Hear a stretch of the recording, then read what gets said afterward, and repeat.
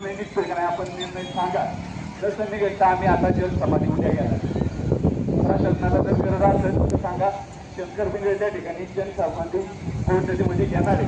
उद्या जर प्रशासनाचा इथं निर्णय झाला नाही, हे काय भाषण नाही, त्या दिवशी पण पंतप्रधानावरती बातमी झाली, त्याच्यावर तुम्ही काय निर्णय घेता मला माहित नाही. पण आम्ही जे बोलतो आम्ही तेच करतो, कारण आम्हाला ती पण आमच्या तुमची चांगली याला तर शेवटपर्यंत त्याला घ्यायला पाहिजे. नाहीतर ते प्रकरण आपण हातात घ्यायचं नाही. त्याच्यामुळे आता मी तुम्हाला सगळ्यांना विनंती करतो की जोपर्यंत प्रशासनाचा अधिकारी या ठिकाणी येत नाही, तोपर्यंत या भागाचा पालकमंत्री या ठिकाणी येत नाही, या भागाचा वनमंत्री या ठिकाणी येत नाही, तोपर्यंत कृपा करून आपण टाळबिळ न करता जे काही मनोगत असेल तसं पण आपल्याला विरंगुळा व्हायला पाहिजे ना, बरोबर ना.